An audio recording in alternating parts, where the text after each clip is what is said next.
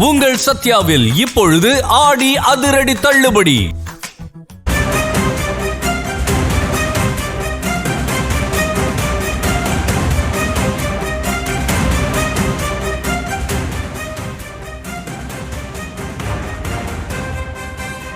மயிலாடுதுறை மாவட்டத்தின் மேலையூரில் உள்ள காவிரியின் கடைசி கதவணையும் வறண்டு காணப்படக்கூடியதை நாம் திரையில் காட்சிகளாக பார்க்கிறோம். இது பற்றிய விவரங்களை நம்முடைய செய்தியாளர் செல்லப்பா வழங்க நாம் கேட்கலாம். செல்லப்பா, கூடுதல் விவரங்கள். வணக்கம் சார். கர்நாடக மாநிலத்தில் குடகு மலையில் உருவாகும் காவிரி ஆறு பல 100 கிலோமீட்டர் தூரம் கடந்து டெல்டா மாவட்டங்களில் கடைமடை மாவட்டமான மயிலாடுதுறை மாவட்டத்தில் உள்ள பூம்புகாரில் உள்ள வங்கக்கடலில் வந்து கலக்கிறது. கடலுக்கு முன்பாக மேலையூர் கிராமத்தில் அமைந்துள்ள காவிரியின் கடைசி கதவணை வழியாக பாசன ஆறுகள், கிளை ஆறுகள் மற்றும் ஏரிகளுக்கும் தண்ணீர் திறந்து விடுவது வழக்கம். இந்த அணையில் தண்ணீர் அதிகமாகிட்டால் இந்த வழியாக தான் கடலுக்கு தண்ணீராக செல்கிறது. ஆனால் இந்த ஆண்டு மேட்டூர் அணையில் இருந்து தண்ணீர் திறக்கப்படாததால் காவிரி ஆறு, கிளை ஆறுகள், வாய்க்கால்கள், குளங்கள் மற்றும் மேலையூரின் கடைசி கதவணை ஆகியவை தண்ணீர் இன்றி முற்றிலும் வறண்டு தண்ணீருக்கான ஆதாரமே இல்லாத நிலையில் காணப்படுகின்றன. இதனால மயிலாடுதுறை மாவட்டத்தில் 96,000 ஏக்கர்ல தற்போது குறுவை சாகுபடி செய்யப்பட்டுள்ள நிலையில சாகுபடி செய்யப்பட்ட பயிர்கள் அனைத்துமே வந்து மிகவும் பாதிப்புக்குள்ளாகியுள்ளது.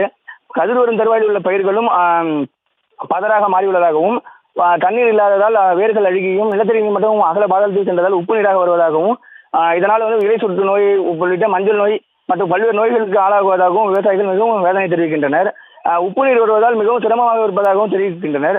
மேலும் வந்து பூம்புகார் சங்கமம் தீர்த்தம் பகுதியில் காவிரி நீர்வரத்து இல்லாததால் கடல் நீர் ஆற்றுக்குள் புகுந்து காவிரி ஆறு உப்புத்தன்மை கொண்டதாக மாறியுள்ளது.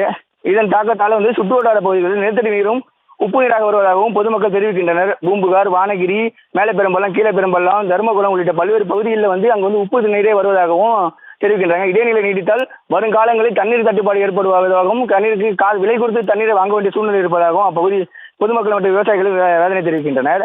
அது மட்டும் இல்லாமல் காவிரியில் கடலில் கலக்கும் முன்பே அமைந்துள்ள கடைசி கதவணை கூட தண்ணீரின்றி வறண்டு கிடப்பதால் பாசனத்திற்காக திறந்துவிட முடியாத நிலை ஏற்பட்டுள்ளது. டெல்டா மாவட்டங்களில் நிலவும் கடுமையான நீர் பற்றாக்குறையை இது வெளிப்படுத்துவதாகவும், மேட்டிலிருந்து உடனடியாக தண்ணீரை திறந்து விவசாயிகளை காப்பாற்ற தமிழக அரசு நடவடிக்கை எடுக்க வேண்டும் என்றும் விவசாயிகள் கோரிக்கை வைக்கின்றாங்க. அது மட்டுமல்லாமல் இப்போ தற்போது ஏக்கருக்கு 35,000 வீதம் செலவு செய்துள்ளதாகவும், இதுவரை வந்து எந்த ஒரு அறுவடைக்கு தயாரான பயிர்களும் மிகவும் பாதிக்கப்பட்டுள்ளதாகவும், உடனடியாக மயிலாடுதுறை மாவட்டத்தை வந்து வறட்சி மாவட்டமாக அறிவித்து ஏக்கருக்கு 35,000 வீதம் வந்து வறட்சி நிவாரணம் வழங்க வேண்டும் என்றும் விவசாயிகள் கோரிக்கை வைக்கின்றாங்க. இதே போல தோட்டக்கலை பயிர், வேளாண் பயிர்களான சோளம், கரும்பு, பருத்தி, வாழை உள்ளிட்ட பல்வேறு பயிர்களும் இந்த வெயிலின் தாக்கத்தால் பாதிக்கப்பட்டுள்ளதாகவும் விவசாயிகள் தெரிவிக்கின்றாங்க. உடனடியாக தமிழக அரசு உரிய நிவாரணம் வழங்க வேண்டும் என்பது மயிலாடுதுறை மாவட்டத்திலோட கடைமடை விவசாயிகளின் ஒரு கோரிக்கையாக இருக்கிறது. ஷாம்.